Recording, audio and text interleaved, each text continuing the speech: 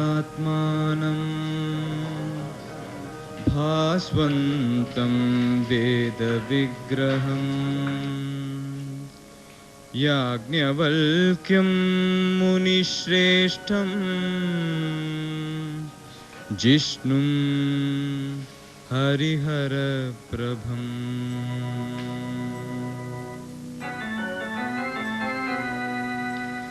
जितेन्द्रियं जितक्रोधं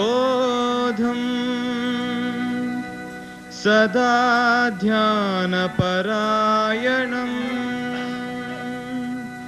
आनन्दनिलयं वन्दे योगानन्दं मुनीश्वरम्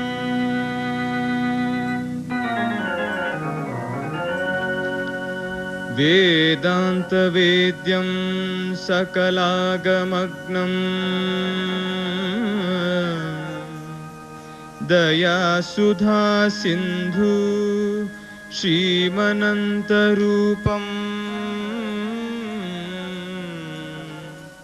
श्रीयाज्ञवल्क्यं परिपूर्णचन्द्रम् श्रीमद्गुरुं नित्यम् अहं नमामि।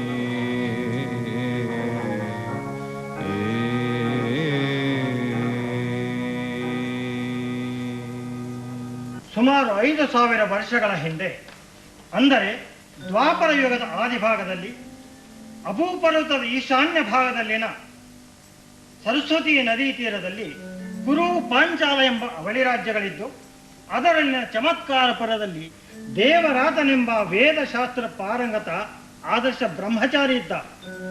ಆತನ ಮತ್ತೊಂದು ಹೆಸರು ವಾಜಸನಿ.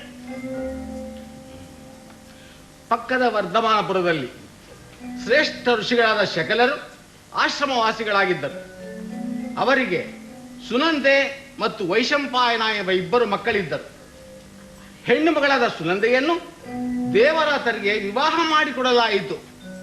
ಇವರ ದಾಂಪತ್ಯವು ಪರಸ್ಪರ ಪ್ರೀತಿ, ವಿಶ್ವಾಸ, ಸುಮಧುರ ಭಾವನೆಗಳಿಂದ ಕೂಡಿದ್ದು, ಸದಾ ಕರ್ಮ ಮತ್ತು ಧಾರ್ಮಿಕ ಕಾರ್ಯಗಳನ್ನು ಬಹಳ ಶ್ರದ್ಧೆ ಮತ್ತು ಭಕ್ತಿಯಿಂದ ಆಶ್ರಮದಲ್ಲಿ ನಡೆಸುತ್ತಿದ್ದರು.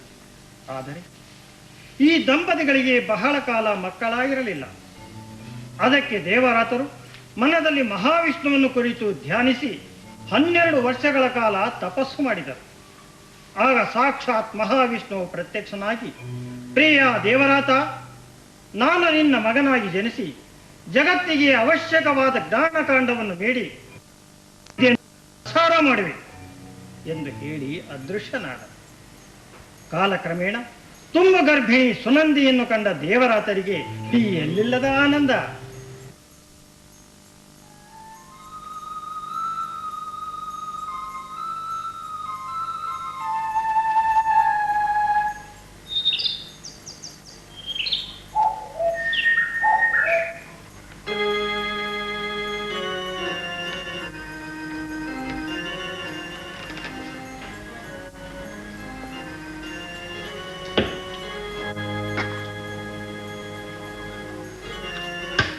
नमस्तुलसी कल्याणी नमो विष्णुप्रिये शुभे नमो मोक्षप्रदे देवी नमः सम्पत्प्रदायके प्रसीद तुलसी देवी प्रसीद हरिवल्लभे क्षीरोदधि मथनोद्भूते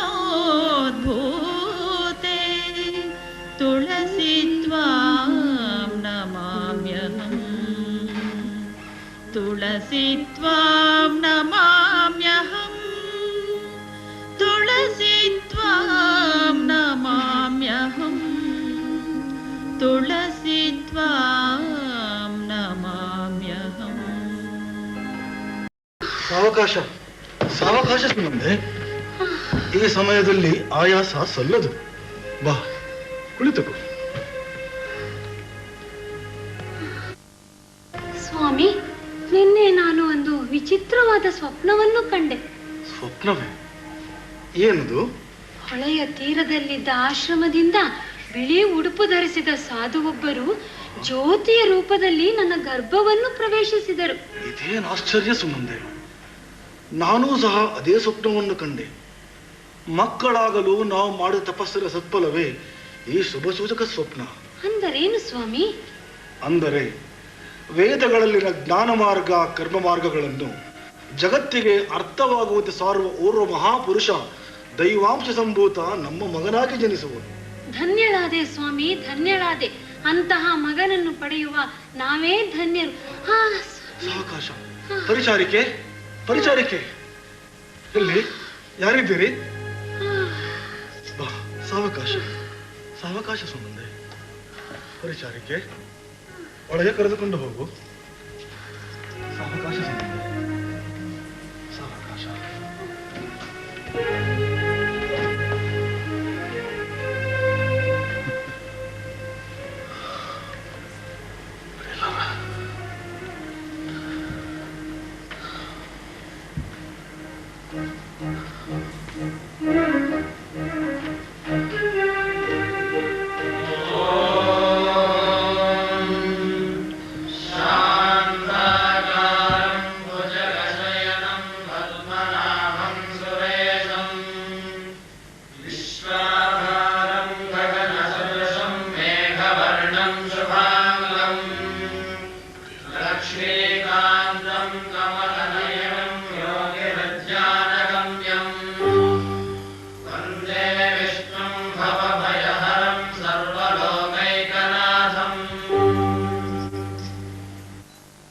ಓ ಶಿಶುವೆ, ನೀನು ಭಗವಂತನಾದ ನನ್ನದೇ ಅಂಶವಾಗಿರುವೆ. ಆದ್ದರಿಂದ ನಿನಗೆ ಯಾವುದೇ ಮಾಯೆಯೂ ಸೋಂಕುವುದಿಲ್ಲ. ನೀನಿನ್ನು ಜನಿಸಬಹುದು.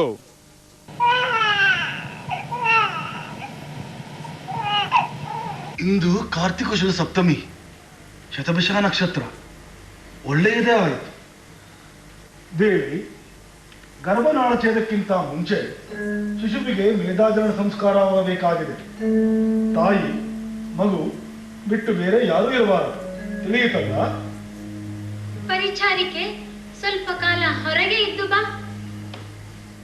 ಈಗ ಯಾರೂ ಇಲ್ಲ, ಬನ್ನಿ.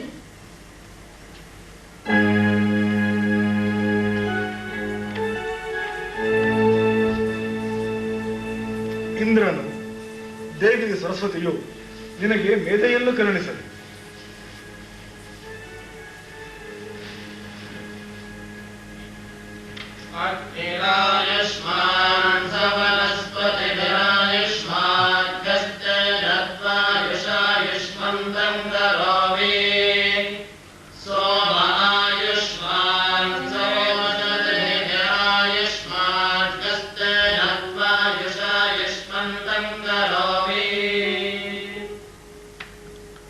ಆಚಾರ್ಯ ದೇವರಾತ, ಬುಡಿಲರೆ, ಯಜ್ಞ ಯಾಗಾದಿಗಳನ್ನು ಆಚರಿಸುವ ನೀವು ನಿಮ್ಮ ಪುತ್ರನಿಗೆ ಯಾಜ್ಞವಲ್ಕ್ಯ ಎಂದು ನಾಮಕರಣ ಮಾಡುವುದು ಸೂಕ್ತ.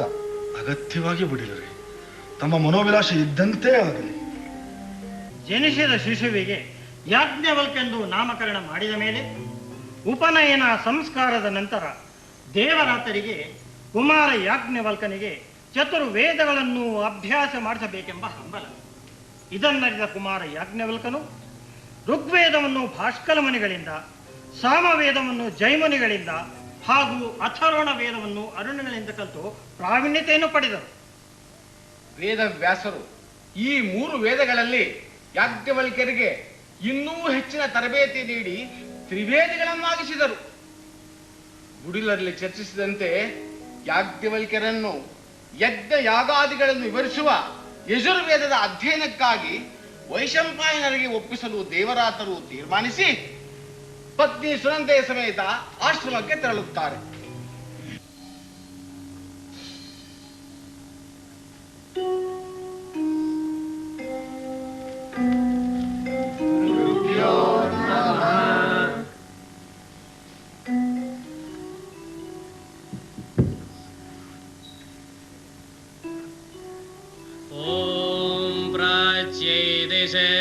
इंद्राय नमः। ओम आग्नेये ದಿಶೆ ಓಂ ದಕ್ಷಿಣಾಯೈ ದಿಶೆ ಓಂ ನೈಋತ್ಯೈ ದಿಶೆ. ಮಂತ್ರಗಳ ಧ್ವನಿ. ವೈಶಂಪಾಯನರ ಆಶ್ರಮದ ಸಮೀಪ ತಲುಪಿದ್ದೇವೆ. ಇಷ್ಟು ಬೇಗ ಪ್ರಯಾಣ ಮಾಡಿದ್ದೇ ಅರಿವಾಗಲಿಲ್ಲ. ಹೌದೌದು. ಅಣ್ಣನ ಆಶ್ರಮವನ್ನು ತಲುಪುವ ಸಡಗರ, ಕುಮಾರನನ್ನು ಅವರ ಶಿಷ್ಯನನ್ನಾಗಿಸುವ ಸಡಗರ, ಇನ್ನು ಪ್ರಯಾಣದ ಆಯಾಸವಿಲ್ಲಿಯೇ. ಸಾಕು ಸುಮ್ಮನಿರಿ. ನನಗೊಬ್ಬಳಿಗೆ ಮಾತ್ರ ಸಂತೋಷ ಸಡಗರ, ನಿಮಗೇನೂ ಇಲ್ಲ ಅಲ್ಲವೇ?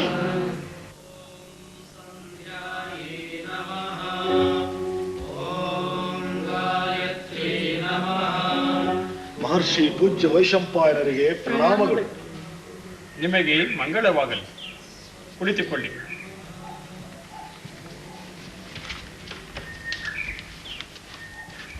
ಕುಶಲವೇ? ನಮ್ಮ ಆಶೀರ್ವಾದದಿಂದ ಕ್ಷೇಮವಾಗಿದ್ದೇವೆ. ಪೂಜ್ಯರೇ, ನಾವು ಬಂದ ವಿಚಾರ ಜ್ಞಾನಿಗಳಾದ ತಮಗೆ ಅರ್ಥವಾಗಿರಬಹುದು. ಅಂದರೆ ಕುಮಾರ ಯಾಜ್ಞವಲ್ಕನನ್ನು ವೇದಾಭ್ಯಾಸಕ್ಕಾಗಿ ತಮಗೆ ಅರ್ಪಿಸಲೆಂದು.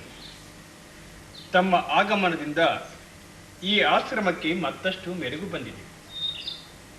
ಅನುಮತಿ ನೀಡಿದರೆ ಯಾಜ್ಞವಲ್ಕನಿಗೆ ಒಂದೆರಡು ಪ್ರಶ್ನೆಗಳನ್ನು ಕೇಳುತ್ತೇನೆ. ತಮ್ಮ ಇಚ್ಛೆಯಂತೆ ಆಗಲಿ. ಯಾಜ್ಞವಲ್ಕ್ಯ, ಈ ಗುರುಕುಲದಿಂದ ನಿನಗಾಗಬಹುದಾದ ಪ್ರಯೋಜನವಾದರೂ ಏನು? ಪೂಜ್ಯರೇ, ಈ ಮಾತಾ ಪಿತೃಗಳ ದಯದಿಂದ ಕಾಳಾಗಿ ಅಕ್ಕಿಯಾಗುವ ಭಾಗ್ಯ ಬಂದಿದೆ. ಇನ್ನು ಅಣ್ಣವಾಗಿ ವಿನಿಯೋಗವಾಗಲು ತಮ್ಮ ಪಾದಮ ಸೇರಿ ಕೃತಾರ್ಥನಾಗಬೇಕು. ಕುಮಾರ, ಗಾಯತ್ರಿ ಪದದ ಅರ್ಥವೇನು? ಗಯಾನ್ ಪ್ರಾಣಾನ್ ತ್ರಾಯತೆ ಇತಿ ಗಾಯತ್ರಿ. ಯಾವ ದೇವಿಯು ಪ್ರಾಣಗಳ ರಕ್ಷಣೆ ಮಾಡುವಳು ಅವಳು ಗಾಯತ್ರಿ ದೇವಿ. ಗಾಯತ್ರಿ ಉಪಾಸನೆಯ ಮಂತ್ರವನ್ನು ಬಿಡಿಸಿ ಹೇಳಬಲ್ಲೆಯ? ಓಂ ಬ್ರಹ್ಮ ವಿಷ್ಣು ಮಹೇಶ್ವರ ಭೂ ಪ್ರಾಣಸ್ವರೂಪ ಭುವಃ ದುಃಖನಾಶಕ ಸ್ವಹ ಸುಖಸ್ವರೂಪ ಸತ್ಸವಿತುರ್ ಆ ಸೃಷ್ಟಿಕರ್ತ ವರೇಣ್ಯಂ ಶ್ರೇಷ್ಠ ಭರ್ಗೋ ಪಾಪನಾಶಕ ದೇವಸ್ಯ ದಿವ್ಯವನ್ನು ಧೀಮಹಿ ಧಾರಣ ಮಾಡೋಣ. ಧಿಯಃ ಬುದ್ಧಿಯನ್ನು ಯಹ ಯಾರು ನಹ ನಮ್ಮ ಪ್ರಚೋದಿಯ ಪ್ರೇರಣೆಗೊಳಿಸಲಿ. ಪ್ರಾಣಸ್ವರೂಪ ದುಃಖನಾಶಕ ಶ್ರೇಷ್ಠ ತೇಜಸ್ವಿಯಾದ ಪಾಪನಾಶಕನಾದ ಬ್ರಹ್ಮ ನಮ್ಮ ಬುದ್ಧಿಯನ್ನು ಸನ್ಮಾರ್ಗದತ್ತ ಪ್ರೇರೇಪಿಸಲಿ. ಬಾ ಕುಮಾರ, ಬಾ.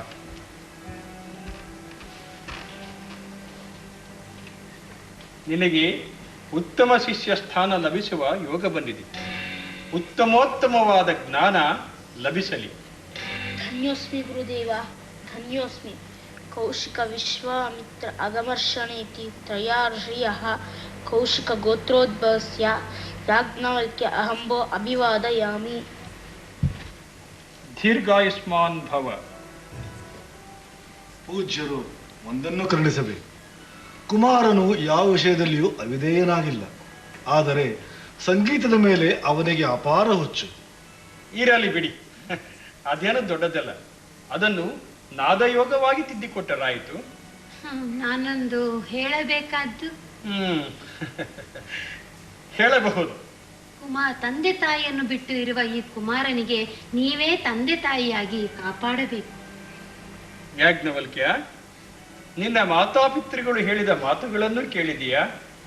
ನೀನೇನನ್ನುವೆ? ನದಿಯು ಮುಂದಕ್ಕೆ ಹೋಗುತ್ತಾ ವಿಶಾಲವೂ ಆಳವೂ ಆಗುತ್ತದೆ. ಅದರಂತೆ ನಾನು ನಿಮ್ಮ ಸನ್ನಿಧಿಯಲ್ಲಿ ಆಳವೂ ವಿಶಾಲವೂ ಆಗಬೇಕಲ್ಲವೇ ಗುರುದೇವ?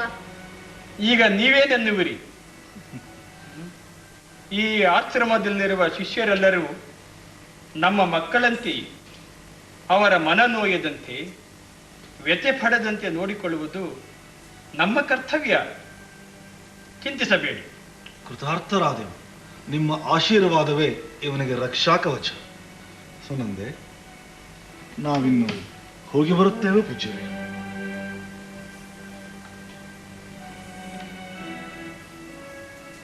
ಕುಮಾರ ಕುಮಾರ ಕುಮಾರ, ಗುರುಗಳ ಆಜ್ಞೆಯನ್ನು ಎಂದಿಗೂ ಮೀರಬೇಡ. ಅವರಿಗೆ ತಕ್ಕ ಶಿಷ್ಯನಾಗಿ ನಡೆದು.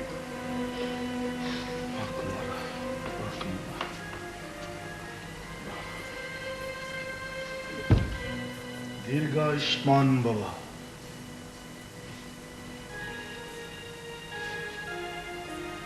ನೋಡಿ.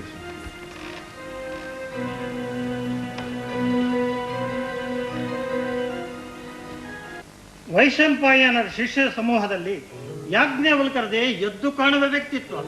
ಉತ್ತಮವಾದದನ್ನು ಮೌಲಿಕವಾದದನ್ನು ಆಯ್ದುಕೊಂಡು ವಿಷಯವನ್ನು ವಿಭಜಿಸಿ ವಿಶ್ಲೇಷಿಸಿ ವಿಮರ್ಶಿಸಿ ಅಧ್ಯಯನ ಮಾಡುವುದು. ಹಾಗೆಯೇ ಹೊಸತನ್ನು ತರುವುದರಲ್ಲಿ ಸಿದ್ಧಹಸ್ತರು. ವೇದ, ಉಪನಿಷತ್ತು, ಯೋಗಶಾಸ್ತ್ರ, ಘಟಶಾಸ್ತ್ರ, ಸೂತ್ರವ್ಯಾನ, ಇತಿಹಾಸ ಮೊದಲಾದ ಪುರಾಣಗಳನ್ನು ಕಲಿತರು. ಅಲ್ಲಿನ ರಾಜ ಸುಪ್ರಿಯ ವೈಶಂಪಾಯನರ ಆಶ್ರಮಕ್ಕೆ ಮಹಾಪೋಷಕನಾಗಿದ್ದ. ಆದರೆ ಶ್ರೀಲೋಲುಪನಾದ ಈ ರಾಜನಿಗೆ ಕೆಟ್ಟ ಕಾಯಿಲೆಗಳು ಪ್ರಾಪ್ತವಾದವು. ನಾಡಿನ ಎಲ್ಲೆಡೆ ತೋರಿಸಿದರೂ ಗುಣವಾಗದ ಕಾರಣ ಗುರು ವೈಶಂಪಾಯನರಲ್ಲಿ ಮೊರೆ ಹೋದ.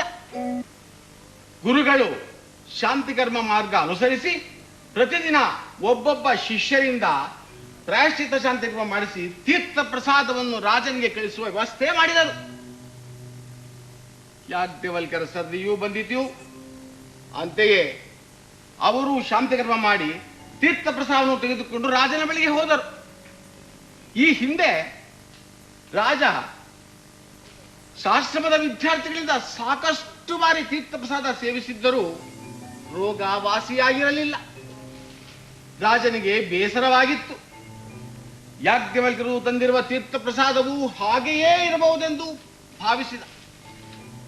ಯಾಜ್ಞವಲ್ಕ್ಯರು ತೀರ್ಥ ಪ್ರಸಾದ ಸ್ವೀಕರಿಸಲು ರಾಜನಿಗೆ ಬಹಳವಾಗಿ ಕೇಳಿದರು.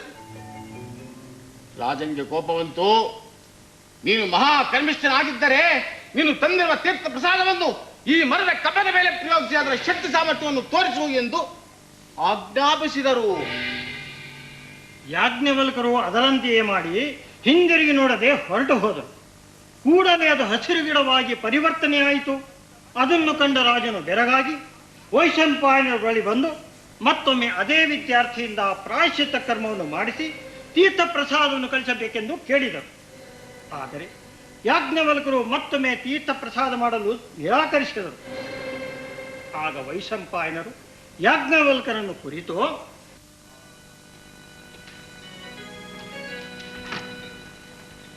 ಯಾಜ್ಞವಲ್ಕ್ಯ, ಗುರುದೇವ, ಮಹಾರಾಜನ ಔದಾರ್ಯದಿಂದ ಗುರುಕುಲ ನಡೆಯುತ್ತಿದೆ. ಆಶ್ರಯದಾತರಿಗೆ ಸಹಾಯ ಮಾಡುವುದು ನಮ್ಮ ಕರ್ತವ್ಯ. ನೀನು ಮತ್ತೊಮ್ಮೆ ಶಾಂತಿ ಕರ್ಮ ಮಾಡಿ ರಾಜನಿಗೆ ತೀರ್ಥ ಪ್ರಸಾದವನ್ನು ಕೊಂಡೊಯ್ಯಿ. ಗುರುದೇವ, ಶಾಂತಿ ಕರ್ಮಕ್ಕಾಗಿ ಮಾಡಿದ ಹೋಮ ಜಪತಪಗಳನ್ನು ಒಬ್ಬ ವ್ಯಕ್ತಿಗೆ 2ನೇ ಸಾರಿ ಆಚರಿಸಬಾರದೆಂದು ಶಾಸ್ತ್ರವೇ ವಿಧಿಸಿದೆ. ಅಧರ್ಮಿಗಳಿಗೆ, ದುಷ್ಟರಿಗೆ ಸಹಾಯ ಮಾಡುವುದು, ಅದರಲ್ಲೂ 2ನೇ ಬಾರಿ, ಧರ್ಮಬಾಹಿರವಲ್ಲವೇ ಗುರುದೇವ? ಮಹಾರಾಜರು ಕ್ಷಮೆ ಯಾಚಿಸಿದ್ದಾರೆ. ಅವರಿಗೀಗ ಪಶ್ಚಾತ್ತಾಪ ಉಂಟಾಗಿದೆ. ಮತ್ತೆ ಅದು ತಪ್ಪು ಮಾಡಲು ಅವಕಾಶ ಕಲ್ಪಿಸುವುದಿಲ್ಲ. ನಿನ್ನ ಮನಸ್ಸನ್ನು ಬದಲಿಸು ಯಾಜ್ಞವಲ್ಕ್ಯ. ಇದರಿಂದ ನಿನ್ನ ಪ್ರತಿಷ್ಠೆ, ಕೀರ್ತಿ ಹೆಚ್ಚುತ್ತದೆ. ಪ್ರತಿಷ್ಠೆ, ಕೀರ್ತಿ, ಲಾಭಗಳಿಗಾಗಿ ನಾನು ಆತ್ಮಗೌರವದಿಂದ ವಂಚಿತನಾಗುವುದಿಲ್ಲ. ರಾಜನ ಕೃಪೆಗಾಗಿ ಪೂಜನೀಯವಾದ ವೇದಶಾಸ್ತ್ರಗಳನ್ನು ಮರುಪಯೋಗಿಸಲು ಸಿದ್ಧನಿಲ್ಲ ಗುರುದೇವ. ಕ್ಷಮಿಸಿ ಗುರುದೇವ, ನಾನು ಭಕ್ತಿಯಿಂದ ಈ ಮಾತನ್ನು ಹೇಳಿದೆ, ಅನ್ಯಥಾ ಭಾವಿಸಬಾರದು. ಯಾಜ್ಞವಲ್ಕ್ಯ, ಹೆಚ್ಚು ಮಾತುಗಳಿಂದ ಪ್ರಯೋಜನವಿಲ್ಲ. ಮತ್ತೊಮ್ಮೆ ಶಾಂತಿ ಕರ್ಮ ನಡೆಸಿ ರಾಜನಿಗೆ ತೀರ್ಥ ಪ್ರಸಾದವನ್ನು ಕೊಂಡೊಯ್ಯಿ. ಇದು ನನ್ನ ಆಜ್ಞೆ. ಗುರುವರ್ಯ, ಇದೊಂದನ್ನು ಬಿಟ್ಟು ಬೇರೆ ಏನನ್ನಾದರೂ ಆಜ್ಞೆ ಮಾಡಿ ನಡೆಸಿಕೊಡುತ್ತೇನೆ. ಕ್ಷಮಿಸಿ ಗುರುವರ್ಯ, ಕ್ಷಮಿಸಿ. ಕುಲಪತಿ ವೈಶಂಪಾಯನರೇ, ಭಗವತಿಯಾದ ನನ್ನ ವಾಣಿಯ ಮೂಲಕ ದೇವರ ಹಸಿವನ್ನು ಕೇಳಿರಿ. ಕರ್ಮಗಳು ಇದ್ದುದನ್ನು ಕಾಪಾಡಬಲ್ಲದೆ ಹೊರತು ಹೊಸದನ್ನು ಸೃಷ್ಟಿಸಲಾರು. ಜಗತ್ತಿನ ಉದ್ಧಾರಕ್ಕಾಗಿ ಏಕದೇಶವಾಗಿ ನಡೆಯದ ಬ್ರಹ್ಮೋಪಾಸನವು ಯಥಾವತ್ತಾಗಿ ಪೂರ್ಣವಾಗಿ ನಡೆಯಬೇಕು. ಜಗತ್ತಿನ ಕಲ್ಯಾಣಕ್ಕಾಗಿ ಜನಿಸಿದ ಯಾಜ್ಞವಲ್ಕನಿಂದಲೇ ಇದು ಸಾಧ್ಯ. ಅವನನ್ನು ನಿನ್ನಲ್ಲಿ ಇಟ್ಟುಕೊಳ್ಳಬೇಡ, ಲೋಕ ಕಲ್ಯಾಣಕ್ಕಾಗಿ ಬಿಟ್ಟುಕೊಡು. ಕಲಿಸಿಕೊಟ್ಟ ವಿದ್ಯೆಯನ್ನು ಮರಳಿ ಪಡೆದು ಈ ಸಂದರ್ಭವನ್ನು ಉಪಯೋಗಿಸಿ ಆಶ್ರಮದಿಂದ ಹೊರಗೆ ಕಳಿಸು. ಆಯುಧವಂತೂ ತಾನಾಗಿ ಸೃಷ್ಟಿಯಾಗುತ್ತದೆ. ಇದೇನು? ನಾನೊಂದು ಬಯಸಿದರೆ ದೈವವನ್ನು ಸೂಚಿಸಿದೆಯಲ್ಲ. ನನ್ನ ಕೋಪದ ಕಾರಣದ ಬಳಕೆಯೇ ಬದಲಾಗುತ್ತಿದೆಯಲ್ಲ. ಯಾಜ್ಞವಲ್ಕ್ಯ ಶಿಷ್ಯನಾಗಿರುವುದೇ ನನ್ನ ಭಾಗ್ಯ. ಈ ಸಂದರ್ಭವನ್ನು ಉಪಯೋಗಿಸಿಕೊಂಡು ಅವನನ್ನು ಆಶ್ರಮದಿಂದ ಹೊರಗೆ ಕಳಿಸಬೇಕೆ? ಕಲಿಸಿದ ವಿದ್ಯೆಯನ್ನು ಮರಳಿ ಪಡೆದು ಕಲಿಸಬೇಕೆ?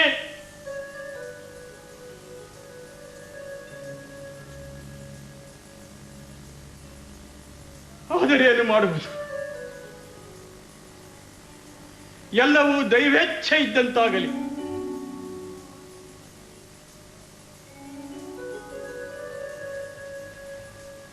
ಯಾಜ್ಞವಲ್ಕ್ಯ, ಯಾಜ್ಞವಲ್ಕ್ಯ!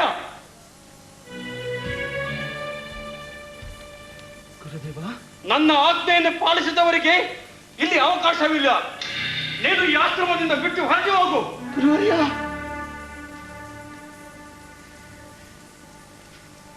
ನನ್ನ ಮುಖವನ್ನು ಏನು ನೋಡ್ತಿರುವೆ? ಮರಳು ಇಲ್ಲಿಂದ.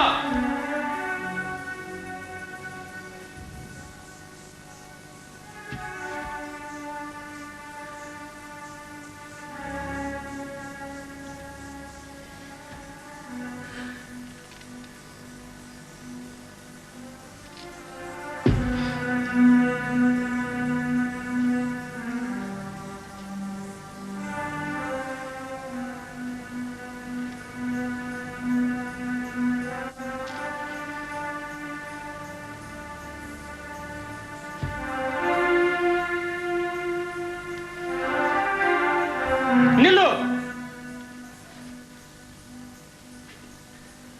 ನಿನ್ನ ಅಹಂಕಾರ ಅತಿಯಾಯಿತು.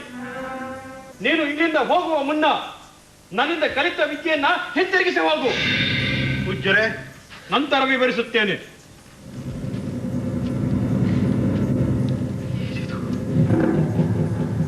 ಏನಿದು? ಗುರುಗಳು ಕಲಿಸಿದ ವಿದ್ಯೆಯನ್ನು ಮರಳಿ ನೀಡಲು ಆಜ್ಞಾಪಿಸಿದ್ದಾರೆ.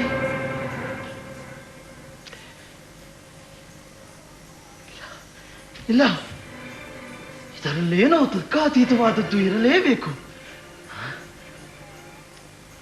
ಎಲ್ಲ ಅವರ ಆಶೀರ್ವಾದ. ಇದು ಗುರುದೇವ, ತಮ್ಮ ಆಜ್ಞೆಯಂತಾಗಲಿ.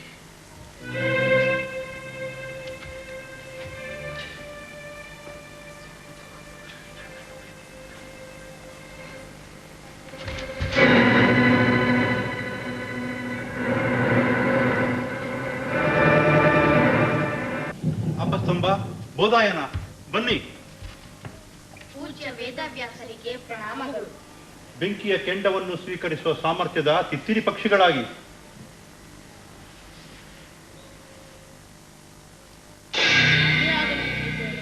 ಜ್ವಾಲಾರೂಪದ ಈ ವೇದ ವಿದ್ಯೆಯನ್ನು ಸ್ವೀಕರಿಸಿ.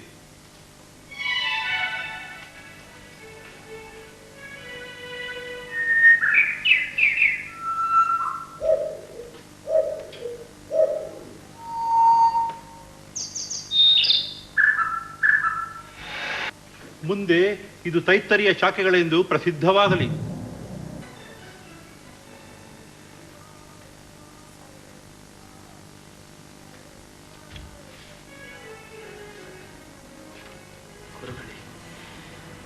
ನಿಮ್ಮಿಂದ ಕಲಿತ ವಿದ್ಯೆಯನ್ನು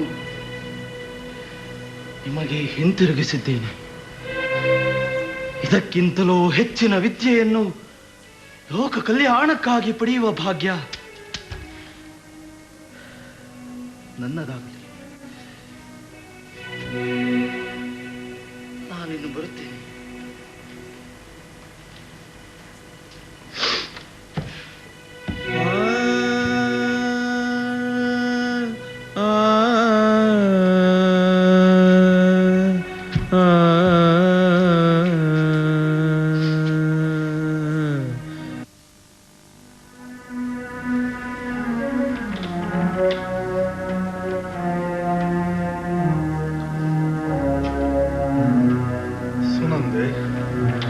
ಹೀಗೆ ಆಗುವುದೆಂದು ನನಗೆ ಅನಿಸಿರಲಿಲ್ಲ.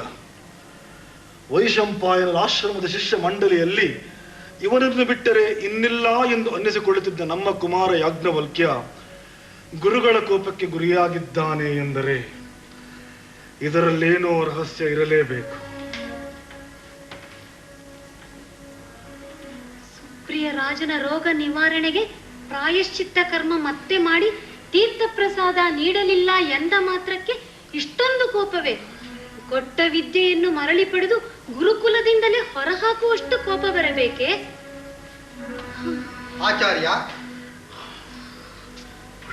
ಆಚಾರ್ಯ ದೇವರಾತ ಪುಡಿಲರೆ ಬನ್ನಿ. ತಾವು ಇಷ್ಟು ಆತುರವಾಗಿ ಬಂದ ಕಾರಣ ಬನ್ನಿ. ಯಾಜ್ಞವಲ್ಕ್ಯನಲ್ಲಿ ಯಾಜ್ಞವಲ್ಕ್ಯ ನದಿಯ ತೀರಕ್ಕೆ ಹೋಗಿರಬೇಕು. ಹೋಗಿ ಕರೆತರಲೇನು? ಬೇಡ ಬೇಡ, ತಡವಾಗಿಯೇ ಬರಲಿ. ತಡವಾಗಿ ಕುಳಿತುಕೊಳ್ಳಿ.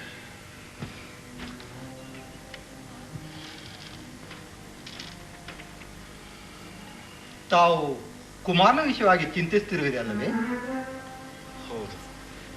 ಅದು ತಮಗೆ ಹೇಗೆ ತಿಳಿಯಿತು? ನೀವು ಚಿಂತೆಯನ್ನು ಬಿಡಿ. ಇದು ದೇವತೆಗಳ ಅನುಗ್ರಹ.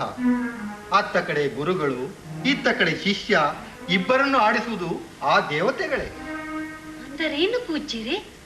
ಯಾಜ್ಞವಲ್ಕನನ್ನು ಕೋಪದಿಂದ ಹೊರಹಾಕಿದ ವೈಶಂಪಾಯನರು ನಡುರಾತ್ರಿಯಲ್ಲಿ ನಮ್ಮ ಮನೆಗೆ ಬಂದು ಇನ್ನು ಯಾಜ್ಞವಲ್ಕನನ್ನು ಕಾಪಾಡುವಾರ ನಿಮ್ಮದೇ ಎಂದು ದುಃಖಿಸಿದರು. ಇದರಲ್ಲಿ ಯಾಜ್ಞವಲ್ಕನದೇನು ತಪ್ಪಿಲ್ಲ. ಆತನಿಂದ ಲೋಕ ಕಲ್ಯಾಣವಾಗುವುದು. ತಾವು ಹೋಗಿ ಸುನಂದೆ ದೇವರಾತರಿಗೆ ಸಮಾಧಾನ ಹೇಳಿ ಎಂದರು. ಅದಕ್ಕಾಗಿ ಬಂದೆ. ಇನ್ನು ನಿಮ್ಮ ದುಃಖವನ್ನು ಬಿಡಿ. ಯಾವುದು ತರ್ಕಾತೀತವೋ ಅದನ್ನೇ ದೈವವೆನ್ನುವರು. ಬುಡಿಲರೆ, ನಿಮ್ಮ ಮಾತು ಕೇಳಿ ನಮ್ಮ ಮನಸ್ಸು ಹಗುರವಾಯಿತು. ನೀವು ಬಂದದ್ದೇ ನಮಗೆ ಭಾಗ್ಯವಾಯಿತು.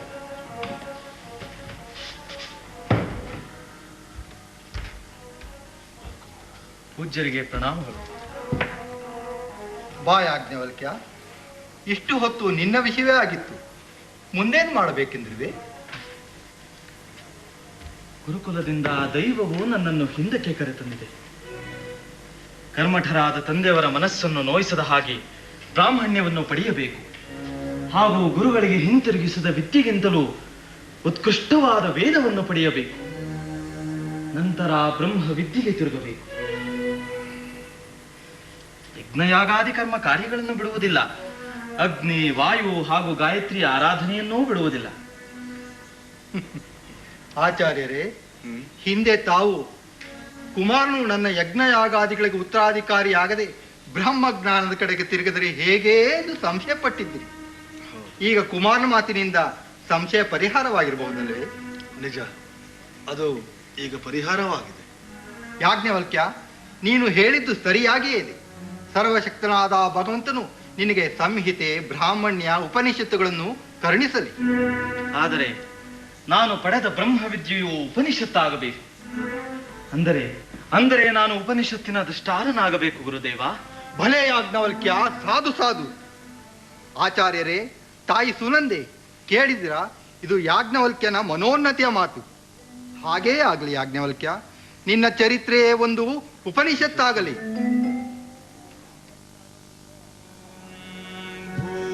ಭೂರ್ಭುವಸ್ವಃ ತತ್ಸವಿತುರ್ವರೆಣ್ಯಂ ಭರ್ಗೋ ದೇವಸ್ಯ ಧೀಮಹಿ ಧಿಯೋ ಯೋ ನಃ ಪ್ರಚೋದಯಾತ್. ಓಂ ಭೂರ್ಭುವಸ್ವಃ ತತ್ಸವಿತುರ್ವರೆಣ್ಯಂ ಭರ್ಗೋ ದೇವಸ್ಯ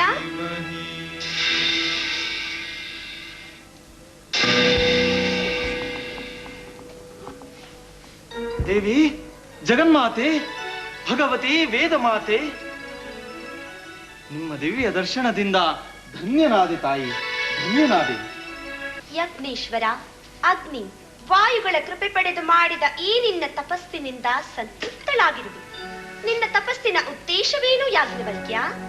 ಜಗನ್ಮಾತೆ, ಭಗವತಿ, ನಿನಗೆ ತಿಳಿಯದ್ದು ಏನಿದೆ ತಾಯಿ? ನಾನು ಚತುರ್ವೇದಗಳ ಪಾಂಡಿತ್ಯ ಬಯಸಿದೆ. ಗುರು ವೈಶಂಪಾಯನರ ಅಸಮಾಧಾನಕ್ಕೆ ಗುರಿಯಾಗಿ ಅವರ ಆಜ್ಞೆಯಂತೆ ಯಜುರ್ವೇದವನ್ನು ಅವರಿಗೆ ಹಿಂತಿರುಗಿಸಿದೆ. ಅದನ್ನು ಮರಳಿ ಅಧ್ಯಯನ ಮಾಡುವ ಭಾಗ್ಯ ಅನುಗ್ರಹಿಸು ತಾಯಿ, ಅನುಗ್ರಹಿಸು. ಪ್ರಿಯ ಯಾಜ್ಞವಲ್ಕ್ಯ, ನಿರಾಶನಾಗಬೇಡ. ಕೇಳು, ಹಿಂದೆ ಮಿಮಿತ್ತಿಕ ಪ್ರಳಯವಾದಾಗ ಸೋಮಕಾಸುರನೆಂಬ ರಾಕ್ಷಸನು ವೇದಗಳನ್ನು ಕತ್ತೊಯ್ದನು. ಅವನನ್ನು ಸಂಹಾರ ಮಾಡಿ ವಿಷ್ಣುವು ಅವುಗಳನ್ನು ಮರಳಿ ತಂದನು. ಆದರೆ ಅತಿ ಮುಖ್ಯವಾದ ಯಜುರ್ವೇದದ ಭಾಗವೊಂದು ಸೂರ್ಯನಾರಾಯಣನ ಬಳಿ ಸುರಕ್ಷಿತವಾಗಿದೆ. ಇದಕ್ಕೆ ಅಯಾತಯಾಮ ಎಂದು ಹೆಸರು. ಇದೇ ಶುಕ್ಲ ಯಜುರ್ವೇದ. ನೀನು ಸೂರ್ಯ ಭಗವಾನನ್ನು ಆರಾಧಿಸು. ಅವನ ಕೃಪಾ ಕಟಾಕ್ಷದಿಂದ ಆ ವೇದವನ್ನು ಕಲಿತು ಲೋಕ ಕಲ್ಯಾಣಕ್ಕಾಗಿ ಉಪಯೋಗಿಸು. ನಿನಗೆ ಮಂಗಳವಾಗಲಿ. ಧನ್ಯನಾದೆ ತಾಯಿ, ಧನ್ಯನಾದೆ.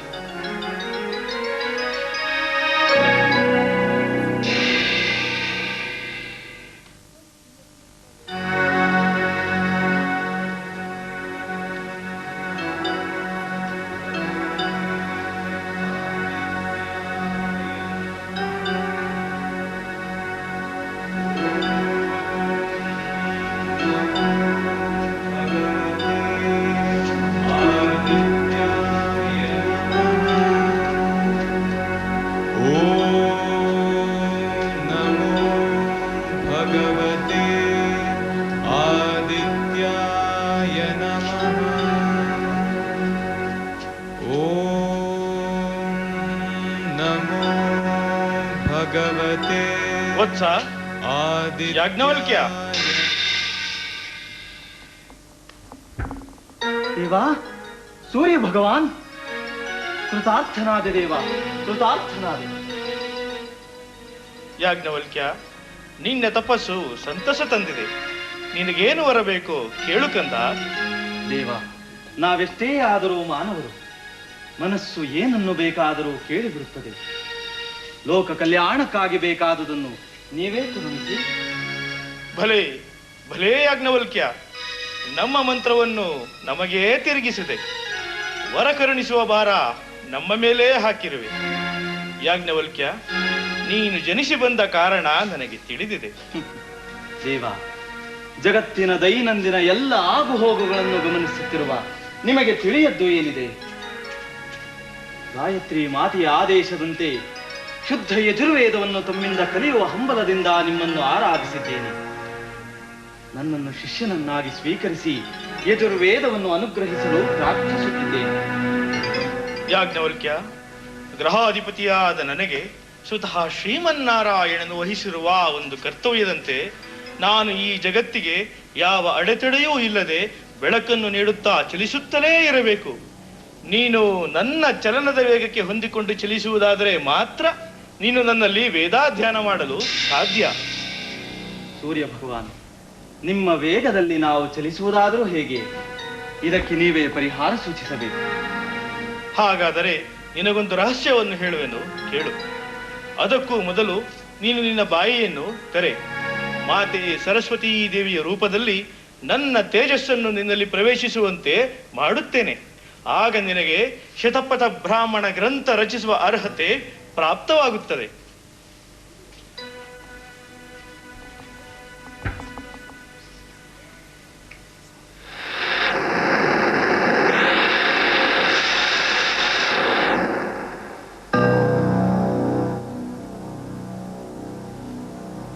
ಯಾಜ್ಞವಲ್ಕ್ಯ, ಈಗ ನನ್ನಿಂದ ನಿನಗೆ ವೇದಾಧ್ಯಯನ ಮಾಡುವ ಅರ್ಹತೆ ಪ್ರಾಪ್ತವಾಗಿದೆ.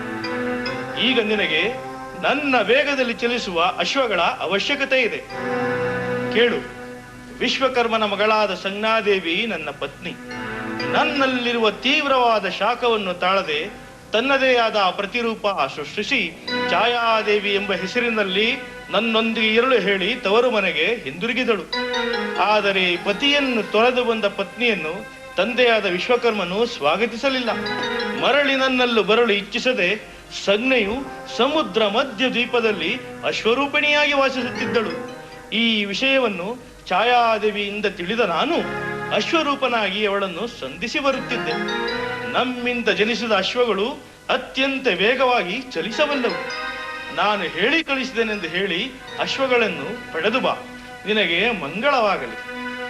ಕೃತಾರ್ಥನಾದ ದೇವ, ಕೃತಾರ್ಥನಾದನು. ಸೂರ್ಯನ ಆದೇಶದಂತೆ ಯಾಜ್ಞವಲ್ಕರು ಸಾಗರ ಮಧ್ಯದಲ್ಲಿನ ದ್ವೀಪಕ್ಕೆ ಬಂದು ಅಲ್ಲಿ ಬಡಬಾಗ್ನೆಯ ರಕ್ಷಣೆಯಲ್ಲಿದ್ದ ಕುದುರೆಗಳನ್ನು ಪಡೆದು ಸೂರ್ಯ ಭಗವಾನವರೊಳಗೆ ಬಂದರು. ಇದನ್ನು ಕಂಡ ಸೂರ್ಯ ಭಗವಾನರಿಗೆ ಯಾಜ್ಞವಲ್ಕರ ಮೇಲೆ ವಾತ್ಸಲ್ಯ ಉಕ್ಕಿತು. ಒಂದು ದಿವ್ಯ ರಥವನ್ನು ಕೊಟ್ಟರು. ಗುರು ಶಿಷ್ಯರಿಬ್ಬರು ಆಕಾಶ ಮಾರ್ಗದಲ್ಲಿ ಬೇರೆ ಬೇರೆ ರಥಗಳಲ್ಲಿ ಚಲಿಸಿದರು.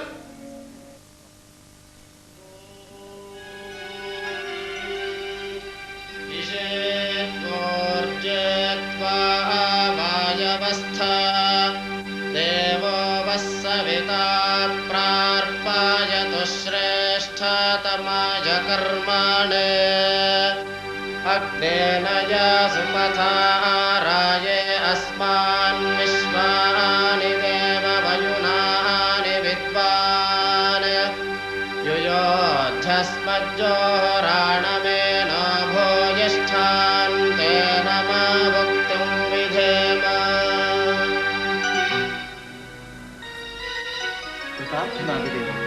ಕೃತಾರ್ಥನಾದ ಸಪ್ತಾಶ್ವರಥಾರೂಢಂ ಪ್ರಚಂಡಂ ಕಶ್ಯಪಾತ್ಮಜಂ ಶ್ವೇತಪದ್ಮಧರಂ ದೇವಂ तं सूर्यं प्रणमाम्यहम् तं सूर्यं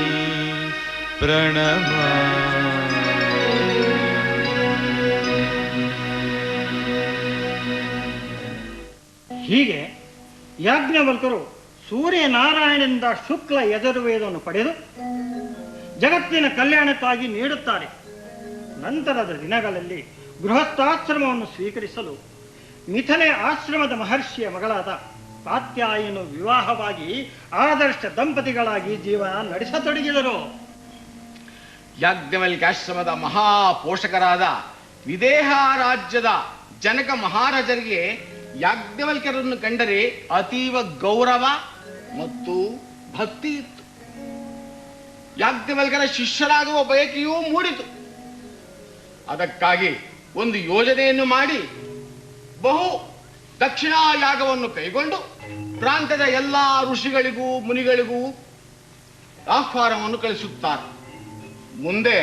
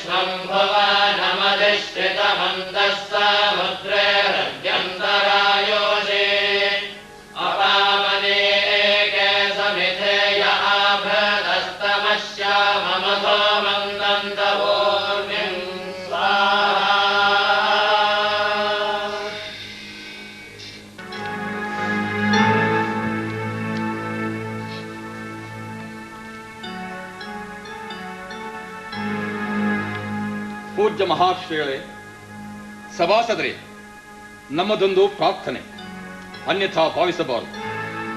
ಈ ಜ್ಞಾನ ಸತ್ರದಲ್ಲಿ ನಿಮ್ಮಲ್ಲಿ ಯಾರು ಶ್ರೇಷ್ಠ ಬ್ರಹ್ಮಜ್ಞಾನಿಗಳೆಂದು ತಿಳಿಯುವ ವಿಚಾರ ನಮ್ಮದಾಗಿದೆ. ಶ್ರೇಷ್ಠರು ಬ್ರಹ್ಮಿಷ್ಠರಾದವರಿಗೆ ಒಂದೊಂದು ಕೊಂಬಿಗೆ 10 ಸುವರ್ಣ ನಾಣ್ಯಗಳಿಂದ ಅಲಂಕೃತವಾದ ಒಂದು ಸಹಸ್ರ ಗೋವುಗಳನ್ನು ಪಡೆಯಬಹುದು.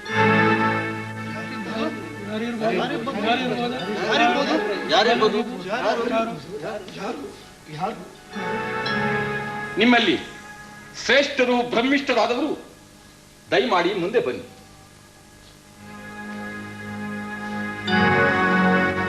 ಮಹಾರಾಜರೇ, ನಮ್ಮ ಆಶ್ರಮಕ್ಕೆ ಗೋವುಗಳ ಅವಶ್ಯಕತೆ ಇದೆ. ಕ್ಷಮಿಸಬೇಕು. ಪ್ರಿಯ ಶಿಷ್ಯ ಸಾಮಶ್ರವ, ಮಹಾಪ್ರಭುಗಳು ಪ್ರಕಟಿಸಿದಂತೆ ಗೋಶಾಲೆಯಲ್ಲಿರುವ ಎಲ್ಲ ಗೋವುಗಳನ್ನು ನಮ್ಮ ಆಶ್ರಮಕ್ಕೆ ಕಳುಹಿಸುವ ಏರ್ಪಾಡು ಮಾಡು. ಯಾಜ್ಞವಲ್ಕ್ಯ, ಬ್ರಹ್ಮಜ್ಞಾನಿ ಯಾರು ಎಂದು ಸಭೆಯಲ್ಲಿ ಇನ್ನೂ ನಿರ್ಣಯವಾಗಿಲ್ಲ. ಗೋವುಗಳನ್ನು ತೆಗೆದುಕೊಂಡು ಹೋಗುವ ನೀನೇನ್ ಮಹಾ ಬ್ರಹ್ಮಜ್ಞಾನಿಯೋ? ಮಹರ್ಷಿ ಅಶ್ವಲರು ಕ್ಷಮಿಸಬೇಕು. ನಾನೇ ಶ್ರೇಷ್ಠನೆಂದು ಘೋಷಿಸಿಕೊಳ್ಳುವ ಧಾಷ್ಟ್ಯ ತೋರಿಸಿಕೊಳ್ಳಲಾರೆ. ಈ ಸಭೆಯಲ್ಲಿ ಬ್ರಹ್ಮಜ್ಞಾನಿಗಳಿದ್ದರೆ ಅವರಿಗೆ ನನ್ನ ಪ್ರಣಾಮಗಳು. ನಮ್ಮ ಆಶ್ರಮಕ್ಕೆ ಗೋವುಗಳ ಅವಶ್ಯಕತೆ ಇದೆ, ಆದ್ದರಿಂದ ಹಾಗೆ ಹೇಳಿದೆ ಅಷ್ಟೇ. ಗೋವುಗಳ ಅವಶ್ಯಕತೆ ಇದ್ದರೆ ಮೊದಲು ನಮ್ಮ ಪ್ರಶ್ನೆಗೆ ಉತ್ತರಿಸು. ಬ್ರಹ್ಮಜ್ಞಾನಿ ಯಾರು ಎಂದು ನಿರ್ಣಯವಾಗಲಿ, ನಂತರ ಗೋವುಗಳ ಮಾತು. ಹಿರಿಯರ ಆಶೀರ್ವಾದವೇ ನನಗೆ ರಕ್ಷಾಕವಚ. ಮೊದಲು ನನ್ನ ಪ್ರಶ್ನೆ, ಕರ್ಮ ಮಾಡುವನು ಮೃತ್ಯುವನ್ನು ಗೆಲ್ಲುವುದು ಹೇಗೆ? ಯಜ್ಞಕರ್ತೃವು ತಾನು ಅಗ್ನಿ ವಾಯು ಹೋತೃ ಸ್ವರೂಪನಾಗಿದ್ದಾನೆ ಎಂದು ತಿಳಿದರೆ ಮೋಕ್ಷವನ್ನು ಪಡೆಯಬಹುದು. ಹಾಗಾದರೆ ಮೃತ್ಯು ಎಂದರೇನು? ಅದರಿಂದ ಮುಕ್ತವಾಗುವುದು ಹೇಗೆ? ಅರ್ಥಭಾಗರೇ ಕೇಳಿ. ಪ್ರವೃತ್ತಿ ಮೂಲವಾದುದೇ ಮೃತ್ಯು. ಇದರಲ್ಲಿ ಆಸಕ್ತನಾಗದೆ ಮನಸ್ಸು ನಿವೃತ್ತಿಯಲ್ಲಿ ನಿಂತರೆ ಮೃತ್ಯುವನ್ನು ಜಯಿಸಬಹುದು. ಜಗತ್ತೆಲ್ಲವೂ ಬ್ರಹ್ಮಮಯವಾಗಿರುವಾಗ ಪ್ರವೃತ್ತಿಯಲ್ಲಿ ಜನರು ಆಸಕ್ತರಾಗಿರುವುದು ಏಕೆ? ಪ್ರತಿಯೊಬ್ಬರೂ ಗ್ರಹಾತಿಗ್ರಹಗಳ ನಿಯಂತ್ರಣದಲ್ಲಿರುತ್ತಾರೆ, ಆದ್ದರಿಂದ ಪ್ರವೃತ್ತಿಯಲ್ಲಿ ಆಸಕ್ತರಾಗಿರುತ್ತಾರೆ. ಹಾಗಾದರೆ ಆ ಗ್ರಹಾತಿಗ್ರಹಗಳು ಎಷ್ಟು? ಯಾವುವು? ಗ್ರಹಗಳು 8: ಪ್ರಾಣ, ವಾಕ್, ಜಿಹ್ವ, ಚಕ್ಷು, ಶ್ರೋತ್ರ, ಹಸ್ತ, ತ್ವಕ್ ಮತ್ತು ಮನಸ್ಸು. ಇನ್ನು ಅತಿಗ್ರಹಗಳೂ 8: ಗಂಧ, ರಸ, ರೂಪ, ಶಬ್ದ, ಕರ್ಮ, ಸ್ಪರ್ಶ, ನಾದ ಮತ್ತು ಕಾಮ. ಮೃತ್ಯು ಎಲ್ಲವನ್ನೂ ನಾಶ ಮಾಡುತ್ತದೆ. ಹಾಗಾದರೆ ಮೃತ್ಯುವನ್ನು ನಾಶ ಮಾಡುವವರು ಯಾರು? ಜಲವು ಅಗ್ನಿಯನ್ನು ನಾಶ ಮಾಡುವಂತೆ ಪರಮಾತ್ಮನು ಮೃತ್ಯುವನ್ನು ನಾಶ ಮಾಡುತ್ತಾನೆ. ಮೃತ್ಯುವಿನ ನಂತರ ಇಂದ್ರಿಯಗಳು ಎಲ್ಲಿ ಹೋಗುತ್ತವೆ? ಅವು ಎಲ್ಲಿಂದ ಆಗಮಿಸಿದವೋ ಅಲ್ಲಿಗೆ ಹೋಗುತ್ತವೆ. ವಾಣಿಯು ಅಗ್ನಿಯಲ್ಲಿ, ಪ್ರಾಣವು ವಾಯುವಿನಲ್ಲಿ, ಕಣ್ಣುಗಳು ಆದಿತ್ಯನಲ್ಲಿ, ಮನಸ್ಸು ಚಂದ್ರನಲ್ಲಿ, ಶ್ರೋತ್ರ ದಿಶೆಯಲ್ಲಿ, ಶರೀರವು ಪೃಥ್ವಿಯಲ್ಲಿ, ಜ್ಞಾತೃವು ಆಕಾಶದಲ್ಲಿ, ಕೇಶವು ವನಸ್ಪತಿಯಲ್ಲಿ, ರಕ್ತರೇತಸ್ಸುಗಳು ನೀರಿನಲ್ಲಿ, ಲೋಮವು ಔಷಧಿಯಲ್ಲಿ ಲಯವಾಗುತ್ತವೆ. ಹಾಗಾದರೆ ಉಳಿಯುವುದು ಯಾವುದು? ಪಾಪ ಪುಣ್ಯ ಕರ್ಮಗಳು. ಯಾಜ್ಞವಲ್ಕ್ಯ, ಮಧ್ಯದೇಶದ ಪತಂಜಲನ ಮಗಳಿಗೆ ಸುಧರ್ಮನೆಂಬ ಗಂಧರ್ವ ಹಿಡಿದಿದ್ದನು. ನಾನೊಮ್ಮೆ ಅವನ ಮನೆಗೆ ಹೋದಾಗ ಆ ಗಂಧರ್ವನನ್ನು ಪರೀಕ್ಷಿತರು ಎಲ್ಲಿಗೆ ಹೋದರು ಎಂದು ಪ್ರಶ್ನಿಸಿದಾಗ ಸರಿಯಾದ ಉತ್ತರವನ್ನು ಕೊಟ್ಟನು. ನೀನು ಆ ಪರೀಕ್ಷಿತರು ಯಾರು, ಎಲ್ಲಿಗೆ ಹೋದರು ಎಂದು ಉತ್ತರಿಸಬಲ್ಲೆಯಾ? ಹುಜ್ಜಲಾಹ್ಯಾಯನರೇ, ಸಾಗರ ಮಿತಗೊಳಪಟ್ಟ ಜಗತ್ತನ್ನು ಆಳುವವರೇ ಪರೀಕ್ಷಿತರು. ಅಶ್ವಮೇಧಯಾಗ ಮಾಡಿದವರು ಎಲ್ಲಿಗೆ ಹೋಗುತ್ತಾರೋ ಅವರು ಅಲ್ಲಿಗೆ ಹೋಗುತ್ತಾರೆ, ಅರ್ಥಾತ್ ಬ್ರಹ್ಮಲೋಕಕ್ಕೆ. ಯಾಜ್ಞವಲ್ಕ್ಯ, ಸರ್ವಾಂತರ್ಯಾಮಿಯಾದ ಆ ಬ್ರಹ್ಮನ ಬಗ್ಗೆ ನಿನಗೇನು ಗೊತ್ತು? ಉಶಸ್ತರೇ, ನನ್ನಲ್ಲೂ ನಿಮ್ಮಲ್ಲೂ ಎಲ್ಲ ಜೀವಿಗಳಲ್ಲಿ ಇರುವವನೇ ಆ ಸರ್ವಾಂತರ್ಯಾಮಿಯಾದ ಬ್ರಹ್ಮ. ಹಸಿವು, ಬಾಯಾರಿಕೆ, ಶೋಕ, ಮೋಹ, ಮುಪ್ಪು, ಮರಣಗಳನ್ನು ದಾಟುವವನೇ ಆ ಸರ್ವಾಂತರ್ಯಾಮಿಯಾದ ಆತ್ಮನು. ಯಾಜ್ಞವಲ್ಕ್ಯ, ಹಾಗಾದ್ರೆ ಆತ್ಮ ಎಂದರೇನು? ಕಹೋಲರೆ, ಸರಿಯಾದ ಪ್ರಶ್ನೆ ಕೇಳಿದಿರಿ. ಆತ್ಮ ಬ್ರಹ್ಮ ಬೇರೆಯಲ್ಲ. ಪ್ರತ್ಯಗಾತ್ಮ ಬ್ರಹ್ಮನಲ್ಲಿ ಐಕ್ಯವಾಗಿರುತ್ತದೆ.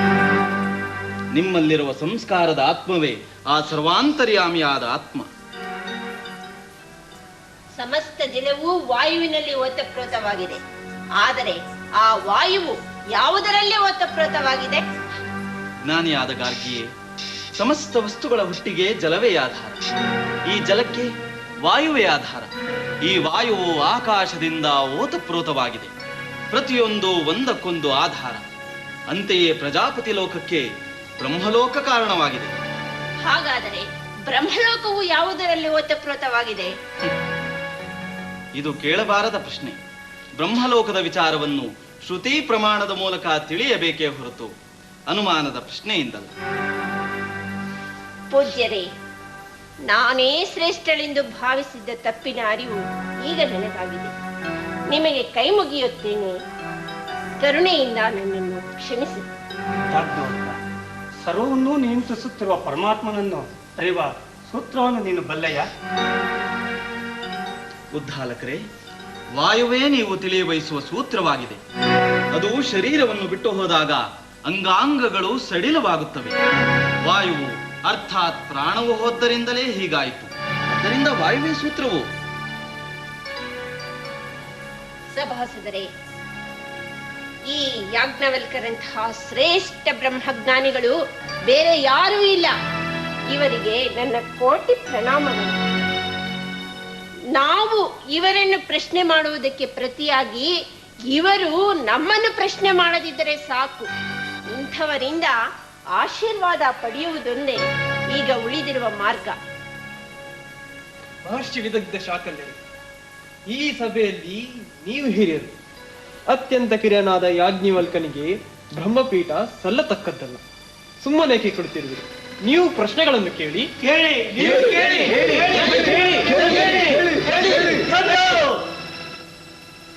ಸರಿಯಾಗಿ ಹೇಳಿದೆ. ಈ ಜ್ಞಾನ ಸತ್ರದಲ್ಲಿ ನಾನೇ ಹಿರಿಯ. ನಾನೆಲ್ಲಿ? ಈ ಯಾಜ್ಞವಲ್ಕ್ಯದಲ್ಲಿ. ಬ್ರಹ್ಮಿಷ್ಠತ್ವವು ನನಗಲ್ಲದೆ ಮತ್ತಾರಿಗೂ ಸಲ್ಲತಕ್ಕದ್ದಲ್ಲ. ಯಾಜ್ಞವಲ್ಕ್ಯ, ಕುಳಿತುಕೊಳ್ಳಿ. ಪೂಜ್ಯರಿಗೆ ಪ್ರಣಾಮಗಳು. ನಿನ್ನ ಉದ್ದಟತನ ಸಾಕು. ನಿನ್ನ ನಮಸ್ಕಾರ ನನಗೆ ಬೇಕಿಲ್ಲ.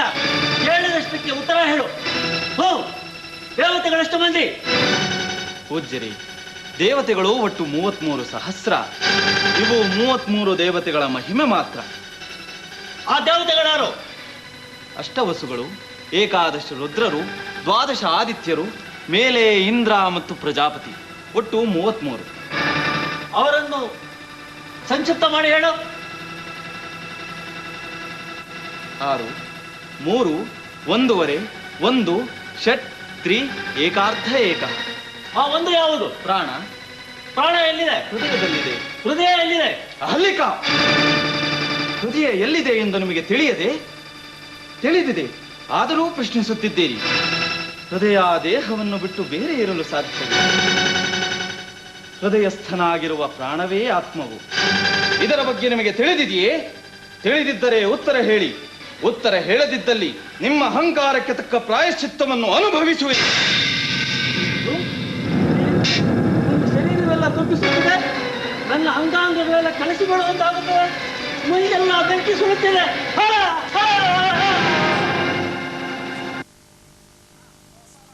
ಇನ್ನು ಸಾಕು.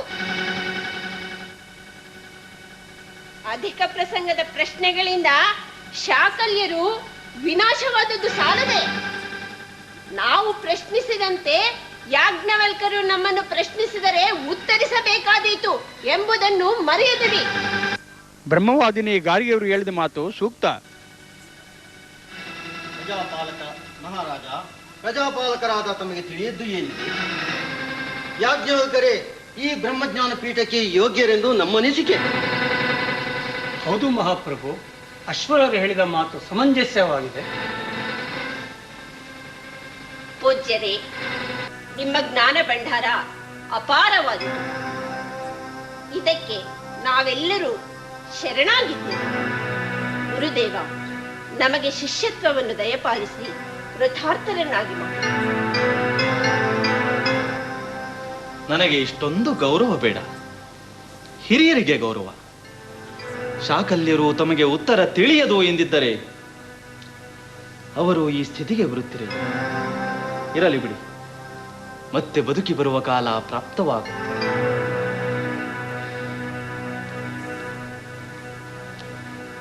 ಸಭಾಸದರೇ, ಈ ಸಭೆಯಲ್ಲಿ ನನ್ನದೊಂದು ಪ್ರಶ್ನೆ ಇದೆ. ನಿಮ್ಮಲ್ಲಿ ಯಾರಾದರೂ ಇದಕ್ಕೆ ಉತ್ತರಿಸಿ. ವೃಕ್ಷದ ಕಾಂಡವನ್ನು ಕತ್ತರಿಸಿದಾಗ ಅದು ಮತ್ತೆ ಚಿಗುರುತ್ತದೆ. ಬೇರು ಸಮೇತ ತೆಗೆದು ಹಾಕಿದರೆ ಚಿಗುರುವುದಿಲ್ಲ. ಮೃತ್ಯುವು ಮನುಷ್ಯನ ಪ್ರಾಣವನ್ನು ಸಮೂಲವಾಗಿ ಕೊಂಡೊಯ್ದರೂ ಅವನು ಮತ್ತೆ ಹುಟ್ಟಿ ಬರುತ್ತಾನೆ. ಇದು ಹೇಗೆ ಸಾಧ್ಯ?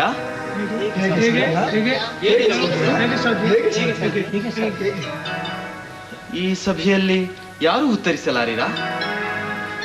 ಇರಲಿ, ಶ್ರುತಿಯು ಹೇಳಿದ್ದನ್ನು ತಿಳಿಯಿರಿ. ತೆಗೆದುಕೊಳ್ಳುವುದೂ ಅದೇ, ಕೊಡುವುದೂ ಅದೇ. ಅದೇ ಪ್ರಕೃತಿ, ಅರ್ಥಾತ್ ಪರಬ್ರಹ್ಮ. ಆದ್ದರಿಂದಲೇ ಮನುಷ್ಯನಿಗೆ ಪುನರ್ಜನ್ಮ. ಮಹಾರಾಜ, ಯಾಜ್ಞವಲ್ಕರು ವಯಸ್ಸಿನಲ್ಲಿ ಕಿರಿಯರಾದರು ನಮ್ಮ ಕಣ್ಣು ತೆರೆಸಿದರು. ಉತ್ತಮೋತ್ತಮವಾದ ಈ ಪದವಿ ಅವರಿಗೆ ಸಲ್ಲಲಿ. ನಿಮ್ಮೆಲ್ಲರ ಆಶಯಾದಂತೆಯಾಗಲಿ. ಯಾಜ್ಞವಲ್ಕ ಮಹರ್ಷಿಗಳೇ ಈ ಬ್ರಹ್ಮಜ್ಞಾನ ಪೀಠಕ್ಕೆ ಅರ್ಹರು. ಬನ್ನಿ. ಸ್ವಸ್ತಿ ನ ಇಂದ್ರೋ ವರ್ಧಶ್ರವಾ ಸ್ವಸ್ತಿ ನಃ ಪೂಷಾ ವಿಶ್ವವೇದಾಃ ಸ್ವಸ್ತಿ ನಸ್ತಾರ್ಕ್ಷ್ಯೋ ಅರಿಷ್ಟವೇ ಸ್ವಸ್ತಿ ನೋ ಬೃಹಸ್ಪತಿರ್ದಧಾತು. ಪೂಜ್ಯರೇ, ಈ ಪೀಠವನ್ನು ಅಲಂಕರಿಸಿ ನಮ್ಮ ಅಲ್ಪ ಕಾಣಿಕೆಯನ್ನು ಸ್ವೀಕರಿಸಿ.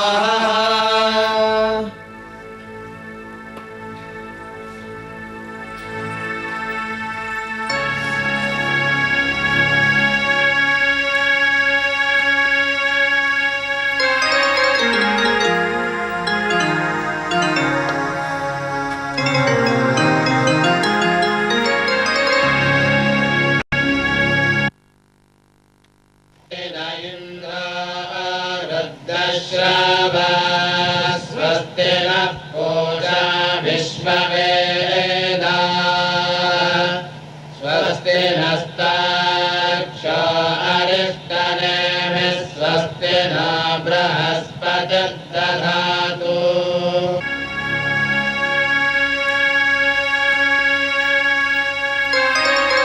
ಬ್ರಹ್ಮಜ್ಞಾನಿ ಯೋಗೀಶ್ವರ ಯಾಜ್ಞವಲ್ಕ ಮಹರ್ಷಿಗಳಿಗೆ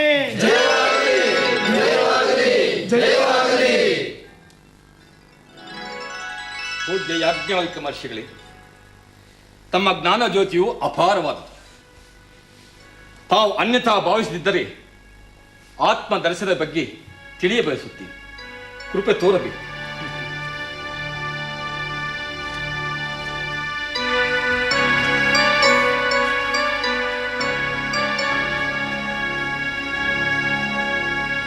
ಇಷ್ಟೊಂದು ಸಂಕೋಚ ಬೇಡ ಸಾಮ್ರಾಟರೇ, ಕೇಳಿ. ಪೂಜ್ಯರೇ, ಪುರುಷನಿಗೆ ಯಾವುದು ಜ್ಯೋತಿ? ಆದಿತ್ಯನೇ ಜ್ಯೋತಿ. ಆದಿತ್ಯನು ಅಸ್ತಮಿಸಿದಾಗ ಚಂದ್ರನು ಜ್ಯೋತಿ. ಆದಿತ್ಯ, ಚಂದ್ರ ಇಬ್ಬರೂ ಅಸ್ತಮಿಸಿದಾಗ ಅಗ್ನಿಯು ಜ್ಯೋತಿ. ಈ ಮೂರು ಇಲ್ಲವಾದಾಗ ಆತ್ಮನೇ ಜ್ಯೋತಿ. ಧನ್ಯನಾದ ಪೂಜ್ಯರೇ, ಧನ್ಯನಾದ. ನನ್ನನ್ನು ತಮ್ಮ ಶಿಷ್ಯನನ್ನಾಗಿ ಸ್ವೀಕರಿಸಿ. ಈ ರಾಜ್ಯ ಕೋಶಾದಿಗಳೆಲ್ಲವನ್ನು ತಮ್ಮ ಪಾದಕ್ಕೆ ಅರ್ಪಿಸಿ ಸದಾ ತಮ್ಮ ಸೇವೆ ಮಾಡಲು ಅವಕಾಶ ಮಾಡಿ ಕೃಪೆ ತೋರಬೇಕು. ಬೇಡ, ನಿಮಗೆ ನಿಮ್ಮದೇ ಆದ ಕರ್ತವ್ಯವಿದೆ. ಅದು ಪೂರ್ಣವಾಗದ ಹೊರತು ಇದು ಸಲ್ಲದು. ನಿಮಗೂ ನಿಮ್ಮ ರಾಜ್ಯಕ್ಕೂ ನಮ್ಮ ಆಶೀರ್ವಾದ ಇದ್ದೇ ಇರುತ್ತದೆ. ನಮ್ಮ ಆಶ್ರಮಕ್ಕೆ ನಿಮ್ಮ ಆಶ್ರಯ ಹೊಂದಿದ್ದರೆ ಸಾಕು.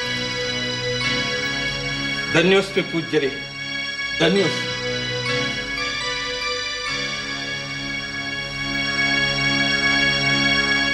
ಜನಕಪುರಿ ಮಿಥಿಲೆಯ ವೇದ ವಿದ್ವಾಂಸ ಮಿತ್ರ ಎಂಬ ಋಷಿಯ ಮಗಳು ಹಾಗೂ ಕಾತ್ಯಾಯನಿ ಆಪ್ತ ಮಿತ್ರಳು ಆದ ಬ್ರಹ್ಮವಾದಿನಿ ಮೈತ್ರೇಯಿ ಜನಕರಾಜನ ಆಸ್ಥಾನದಲ್ಲಿ ನಡೆದ ಚಮತ್ಕಾರಗಳನ್ನು ಗಮನಿಸಿ ಬೆರಗಾಗುತ್ತಾಳೆ.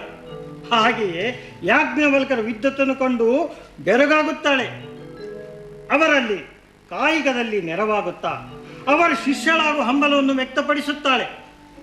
ಆದರೆ ಕನ್ಯೆಯಾಗಿಯೇ ಕಾಯಿಕದಲ್ಲಿ ನೆರವಾಗುತ್ತಿದ್ದರೆ ಜನರ ಅಪನಿಂದನಿಗೆ ಗುರಿಯಾಗಬಹುದೆಂದು ಆತಂಕ ಪಡುತ್ತಾಳೆ. ಅದನ್ನಡಿತ ಸ್ನೇಹಿತೆ ಕಾತ್ಯಾಯಿನಿ ತನ್ನ ಪತಿ ಯಾಜ್ಞವಲ್ಕರ ಮನವೊಲಿಸಿ ತನ್ನ ಮನೋಭಿಲಾಷೆಯಂತೆ ಯಾಜ್ಞವಲ್ಕರ ಮೋಕ್ಷ ಪತ್ನಿಯಾಗಿ ಸ್ವೀಕರಿಸಲು ಒಪ್ಪಿಸುತ್ತಾಳೆ. ಮೈತ್ರೇಯಿ ಯಾಜ್ಞವಲ್ಕರ ಎಲ್ಲ ಕೈಂಕರ್ಯಗಳಲ್ಲಿ ನೆರವಾಗುತ್ತಾ ಬ್ರಹ್ಮಜ್ಞಾನದ ಬಗ್ಗೆ ಪರಿಪಕ್ವತೆಯನ್ನು ಪಡೆಯುತ್ತಾ ಮುಂದೆ ಸಾಗುತ್ತಾಳೆ. ಯಾಜ್ಞವಲ್ಕರು ಸೂರ್ಯನಾರಾಯಣರಲ್ಲಿ ಅಂತರ್ಗತವಾದ ವೇದ ಹಿರಣ್ಯ ಗರ್ಭನ ದೃಷ್ಟಿಯಿಂದ ಮಹತ್ವದ ಗ್ರಂಥಗಳನ್ನು ರಚಿಸುತ್ತಾರೆ. ಅವು ಯಾವೆಂದರೆ ಈಶ್ಯಾವಾಸ ಸಹಿತ ಶುಕ್ಲ ಯಜುರ್ವೇದ ಸಂಹಿತೆ, ಬೃಹದಾರಣ್ಯಕೋಪನಿಷತ್ ಸಹಿತ ಶತಪಥ ಬ್ರಾಹ್ಮಣ, ಜಾಬಾಲೋಪನಿಷತ್ತು, ಹಂಸೋಪನಿಷತ್, ಪರಮಹಂಸೋಪನಿಷತ್ತು, ಯಾಜ್ಞವಲ್ಕ ಸ್ಮೃತಿ ಹೀಗೆ ಹಲವಾರು ರಚನೆಗಳನ್ನು ಮಾಡಿದರು.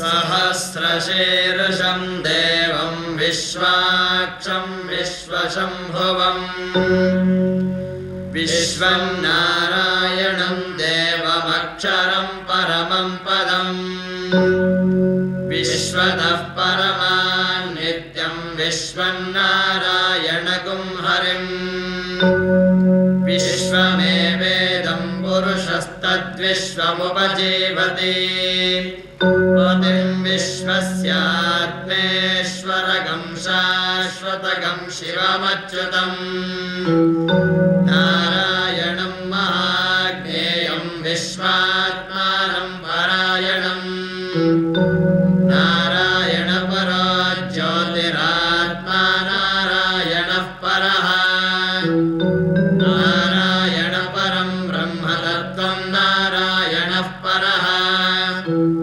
ನಾರಾಯಣ ಪರಾಧ್ಯಾತಾಧ್ಯಾನಂ ನಾರಾಯಣಃ ಪರಃ ಯಚ್ಚ ಕಿಂಚಿತ್ ಜಗತ್ ಸರ್ವಂ ದೃಶ್ಯತೆ ಶ್ರೂಯತೆಪಿ ವಾ ಅಂತರ್ಬಹಿಶ್ಚ ತತ್ಸರ್ವಂ ವ್ಯಾಪ್ಯ ನಾರಾಯಣ ಸ್ಥಿತಃ ಅನಂತಮವ್ಯಯಂ ಕವಿಗಂ ಸಮುದ್ರೇಂದಂ ವಿಶ್ವಶಂಭವಂ ಪದ್ಮಕೋಶ ಪ್ರತೀಕಾಶಗಂ ಹೃದಯಂ ಚಾಪ್ಯಧೋಮುಖಂ ಅಧೋ ನಿಶ್ಚಾಪಿ ತಸ್ಯಾಂತೇನಾಭ್ಯಾಮುಪರಿ ತಿಷ್ಠತಿ ಜ್ವಾಲಮಾಲಾಕುಲಂ ಭಾತಿ ವಿಶ್ವಸ್ಯಾಯತನಂ ಮಹತ್ ಸಂತತಗುಂ ಶಿಲಾಭಿಸ್ತುಲಂ ಭತ್ಯಾಕೋಶಸನ್ನಿಭಂ ತಸ್ಯಾಂತೆ ಸುಶರಗಂ ಸೋಕ್ಷಂ ತಸ್ಮಿನ್ ಸರ್ವಂ ಪ್ರತಿಷ್ಠಿತಂ ತಸ್ಯ ಮಧ್ಯೆ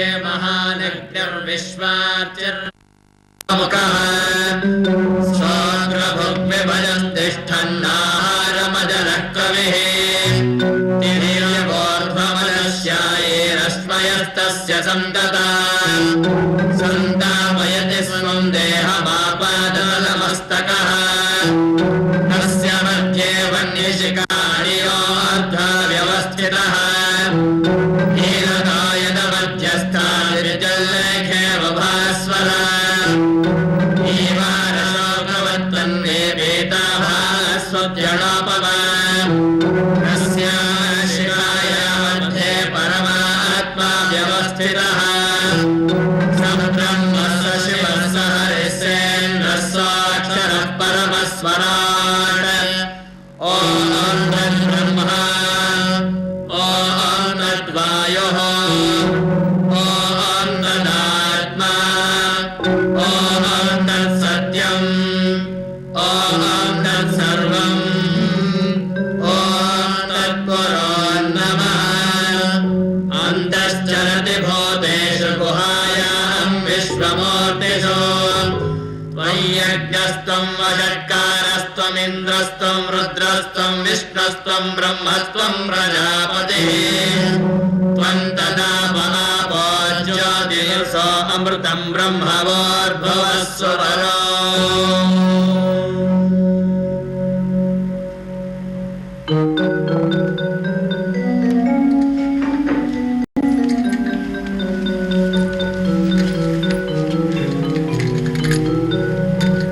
ಪೂಜ್ಯರೇ, ನೀವು ಸಹೋದರಿ ಮೈತ್ರೇಯಿ ಇಬ್ಬರು ಗ್ರಂಥಗಳ ರಚನೆ ವಿಮರ್ಶೆಯಲ್ಲಿ ತೊಡಗಿದರೆ ಕಾಲವ್ಯಯವಾಗುವುದೇ ತಿಳಿಯುವುದಿಲ್ಲ.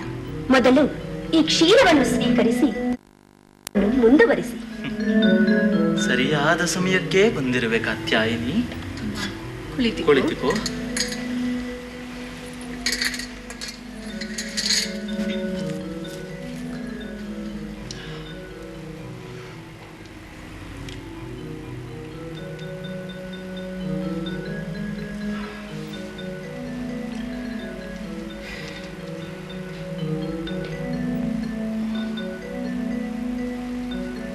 ಕಾತ್ಯಾಯಿನಿ, ಮೈತ್ರೇಯಿ, ನಾವು ಇನ್ನು ಸನ್ಯಾಸಾಶ್ರಮ ಸ್ವೀಕರಿಸಿ ಗೃಹಸ್ಥಾಶ್ರಮದಿಂದ ಮುಕ್ತರಾಗಬೇಕೆಂದಿದ್ದೇವೆ. ನಮ್ಮ ಸಮಸ್ತ ಸ್ಥಾವರ ಜಂಗಮಾಸ್ತಿಯನ್ನು ನಿಮಗೇ ವಹಿಸಿಕೊಡಲಿಚ್ಛಿಸಿದ್ದೇವೆ. ಇದಕ್ಕೆ ನಿಮ್ಮ ಅನುಮತಿ ಕೊಡಿ. ಪೂಜ್ಯರೇ, ಸಹೋದರಿ ಮೈತ್ರೇಯ ಅಭಿಪ್ರಾಯವೇ ನನ್ನ ಅಭಿಪ್ರಾಯ. ಪೂಜ್ಯರು ಈ ಸಂಪತ್ತನ್ನು ವಹಿಸಿಕೊಟ್ಟು ಸನ್ಯಾಸಾಶ್ರಮವನ್ನು ಸ್ವೀಕರಿಸುವ ಕಾರಣ ಏನೆಂದು ಕೇಳಬಹುದೇ? ಪ್ರಕೃತಿಯಂತೆ ಮಾತಾ ಪಿತೃಗಳು ವಿಯೋಗವಾದರು. ಅಂತೆಯೇ ನನಗೂ ವಯಸ್ಸಾಗುತ್ತಿದೆ.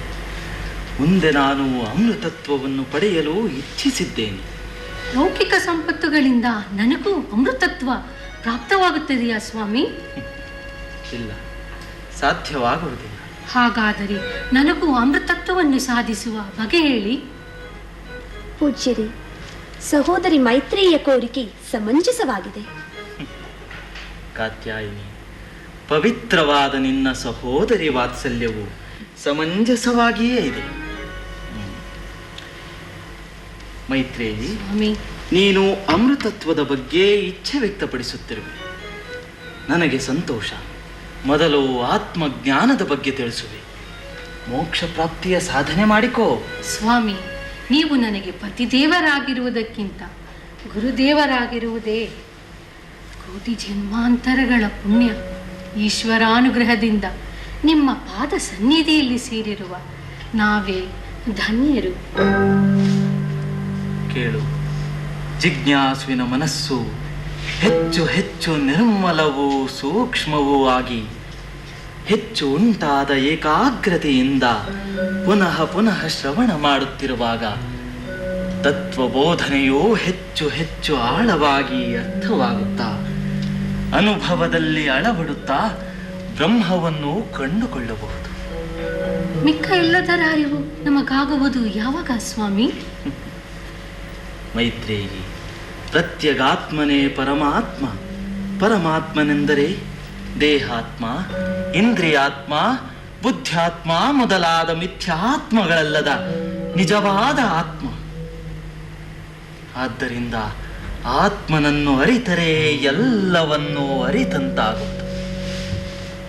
ಶ್ರವಣ, ಮನನ, ನಿಧಿಧ್ಯಾಸನವೇ ನೇರವಾಗಿ ಆತ್ಮನ ಅರಿವಿಗೆ ಸಾಧನ. ಅವಿದ್ಯಾ ಕಾಮನೆಗಳನ್ನೆಲ್ಲ ಕಳೆದುಕೊಂಡು ಮುಮುಕ್ಷು ಸನ್ಯಾಸಿಯಾಗಿ ಅಮೃತ ಸ್ವರೂಪನಾದ ಪರಮಾತ್ಮನನ್ನು ಅರಿತರೆ ಅಮೃತತ್ವವನ್ನು ಪಡೆಯಬಹುದು. ಧನ್ಯೋಸ್ಮಿ ಗುರುದೇವ, ಧನ್ಯೋಸ್ಮಿ. ಕಾತ್ಯಾಯಿನಿ, ಮೈತ್ರೇಯಿ, ಈಗಲಾದರೂ ನಾನು ಸನ್ಯಾಸ ದೀಕ್ಷೆಯನ್ನು ಪಡೆಯಲು ನಿಮ್ಮ ಒಪ್ಪಿಗೆ ಇದೆ ಎಂದು ಭಾವಿಸುತ್ತೇನೆ. ಸ್ವಾಮಿ, ನನಗೆ ಆತ್ಮಜ್ಞಾನದ ಹೊರತು ಬೇರೇನೂ ಬೇಕಿಲ್ಲ. ಸನ್ಯಾಸಿನಿಯಾಗಿ ನಿಮ್ಮ ಸಂಗಡವೇ ಇರಲು ಅವಕಾಶ ಕೊಡಿ, ದಯಮಾಡಿ ಕರುಣಿಸಿ. ಸ್ತ್ರೀಯರಿಗೆ ಸನ್ಯಾಸವಿಲ್ಲವೆಂದಿಲ್ಲ. ನಿನ್ನ ಪರಿಪಕ್ವತೆಯಿಂದ ಅದನ್ನು ಈಗಾಗಲೇ ಪಡೆದಿರುವೆ.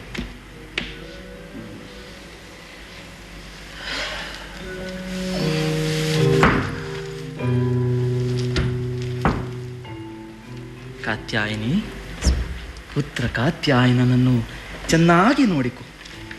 ಮುಂದೆ ಅವನಿಂದಾಗುವ ಕೈಂಕರ್ಯಗಳು ಜಗತ್ತಿಗೆ ಶುಭ ನೀಡಲಿ. ನೀನಿನ್ನು ಮಾತೆಯಾಗಿ ಆಶ್ರಮದ ಸಂಪೂರ್ಣ ಜವಾಬ್ದಾರಿಯನ್ನು ವಹಿಸಿ ಕಾರ್ಯನಿರ್ವಹಿಸು. ಹೇ ಭಗವಾನ್, ನಿನ್ನ ಮನಸ್ಸಿನ ದುಗುಡದ ಅಂತರಾಳವನ್ನು ನಾನು ಚೆನ್ನಾಗಿ ಬಲ್ಲೆ ಕಾತ್ಯಾಯಿನಿ, ಚೆನ್ನಾಗಿ ಬಲ್ಲೆ. ಸದ್ಗೃಹಿಣಿಯಾದ ನಿನಗೆ ಇದನ್ನು ಮೀರಿ ಮೇಲೆ ಇರುವ ಶಕ್ತಿ ಪ್ರಾಪ್ತ ಅರ್ಥವಾಗಲಿ. ಅವರವರ ಕರ್ತವ್ಯಗಳನ್ನು ಅವರೇ ಮಾಡಬೇಕು. ನನ್ನ ಕರ್ತವ್ಯ ಮುಗಿಯುತ್ತಾ ಬಂದಿದೆ. ಈ ವಿಯೋಗವು ಅನಿವಾರ್ಯ. ಇದೇ ಜೀವಿಗಳ ಜೀವ ಧರ್ಮವಲ್ಲವೇ?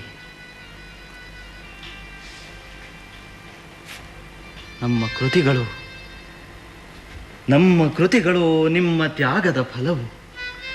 ಅದರ ಅನುಷ್ಠಾನ ಮಂತ್ರ ತಂತ್ರಗಳಿಂದ ಲೋಕ ಕಲ್ಯಾಣವಾದರೆ ಸಾಕು.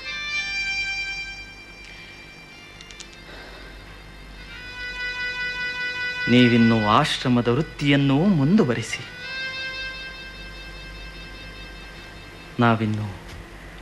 ನಾವಿನ್ನು ಹಿಮಾಲಯಕ್ಕೆ ಪ್ರಯಾಣ ಬೆಳೆಸಿ ತಪಸ್ಸಿನಲ್ಲಿ ನಿರತರಾಗಲು ದೈವಾಜ್ಞೆಯಾಗುತ್ತಿದೆ. ಎಲ್ಲವೂ ದೈವಾನುಗ್ರಹವಿದ್ದಂತಾಗಲಿ. ಪೂಜ್ಯರೇ, ಸಹೋದರಿ ಮೈತ್ರೇಯಿ,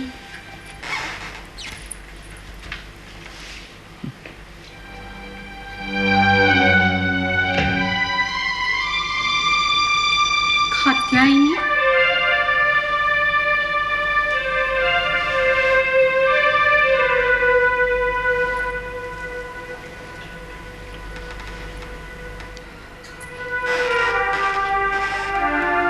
ನಿಮ್ಮಿಬ್ಬರಿಗೂ ಅಮೃತತ್ವವು ಫಲಿಸಲಿ, ಮಂಗಳವಾಗಲಿ. ನಿನ್ನ ಮನೋಭೀಷ್ಟ ಸಿದ್ಧಿಸಲಿ. ವಿದೇಹ ರಾಜ್ಯದ ಚಕ್ರವರ್ತಿ ಜನಕ ಮಹಾರಾಜರು ಆಗಮಿಸುತ್ತಿದ್ದಾರೆ. ಪೂಜ್ಯರಿಗೆ ಪ್ರಣಾಮಗಳು. ಸ್ವಾಗತ ಜನಕ, ಸ್ವಾಗತ. ಸೂಕ್ತ ಸಮಯದಲ್ಲಿ ನಿಮ್ಮ ಆಗಮನವಾಯಿತು. ನಾವಿನ್ನು ಹಿಮಾಲಯಕ್ಕೆ ಪ್ರಯಾಣ ಬೆಳೆಸಿ ತಪಸ್ಸಿನಲ್ಲಿ ನಿರತರಾಗಲು ದೈವಾಜ್ಞೆಯಾಗುತ್ತಿದೆ. ಎಂದಿನಂತೆ ನೀವು ಆಶ್ರಮಕ್ಕೆ ಆಶ್ರಯದಾತರಾಗಿರಿ. ಬ್ರಹ್ಮಜ್ಞಾನಿ ಜಾತಿಗಳಾದ ತಮಗೆ ನಾನೇನು ಹೇಳುವುದು? ಎಲ್ಲವೂ ದೈವೇಚ್ಛೆ ಇದ್ದಂತಾಗಲಿ. ಆಶ್ರಮವನ್ನು ರಕ್ಷಿಸುವ ಕರ್ತವ್ಯ ನಮ್ಮದಾಗಿದೆ. ನಾವಿನ್ನು ಹೊರಡುತ್ತೇವೆ.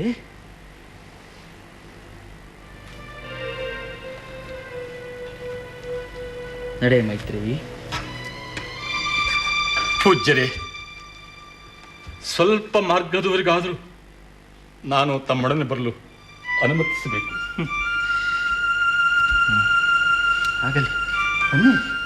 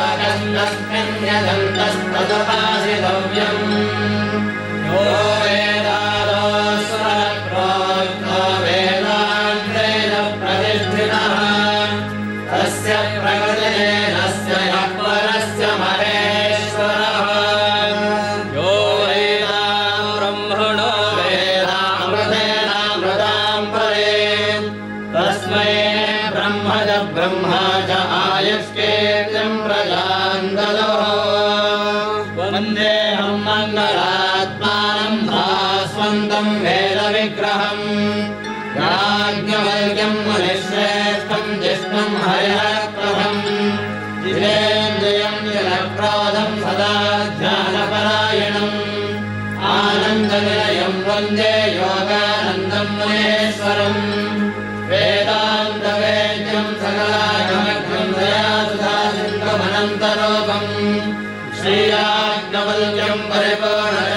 श्रीमद्गुरुं नित्यमहं नमामि।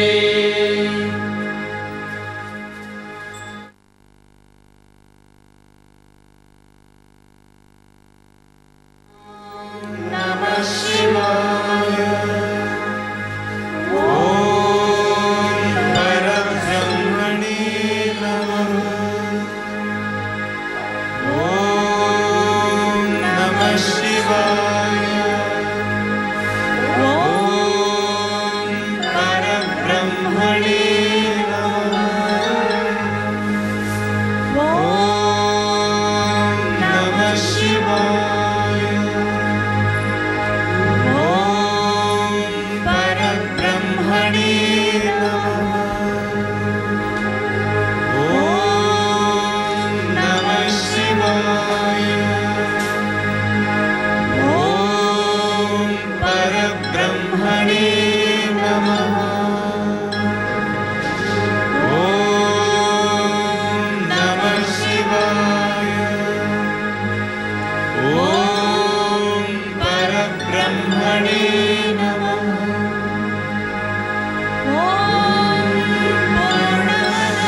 पूर्णमिदं पूर्णात् पूर्णमुदच्यते पूर्णस्य पूर्णमादाय पूर्णमेवावशिष्यते।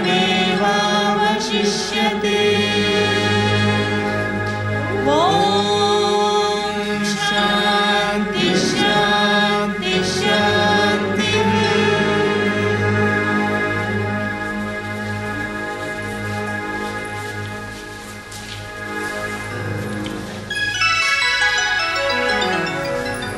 ಹೀಗೆ ಯಾಜ್ಞವಲ್ಕರು ಸನ್ಯಾಸಾಶ್ರಮವನ್ನು ಸ್ವೀಕರಿಸಿ ಮೋಕ್ಷಪತ್ನಿ ಮೈತ್ರಿಯೊಂದಿಗೆ ಹಿಮಾಲಯಕ್ಕೆ ಹೋಗಿ ಅಲ್ಲಿ ಪ್ರತ್ಯೇಕವಾದ ತಪೋಭೂಮಿಗಳನ್ನು ಆರಿಸಿಕೊಂಡು ಹಲವಾರು ವರ್ಷಗಳ ಕಾಲ ತಪಸ್ಸನ್ನಾಚರಿಸಿದರು.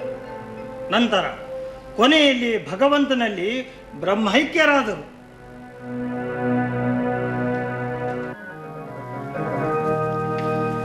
ವಂದೇಹಂ ಮಂಗಳಾತ್ಮಾನಂ ಭಾಸ್ವಂತಂ ವೇದವಿಗ್ರಹಂ ಯಾಜ್ಞವಲ್ಕ್ಯಂ ಮುನಿಶ್ರೇಷ್ಠಂ ಜಿಷ್ಣುಂ ಹರಿಹರಪ್ರಭಂ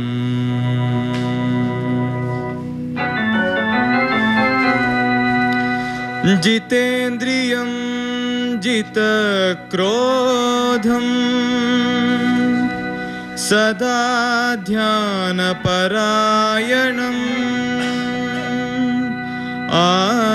आनन्दनिलयं वन्दे योगानन्दं मुनीश्वरम्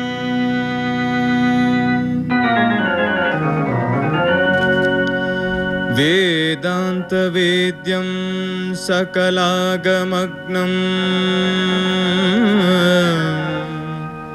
दयासुधा सिन्धु श्रीमनन्तरूपम्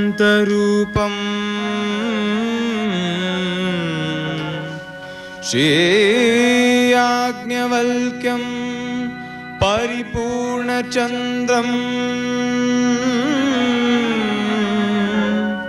श्रीमद्गुरुं नित्यम्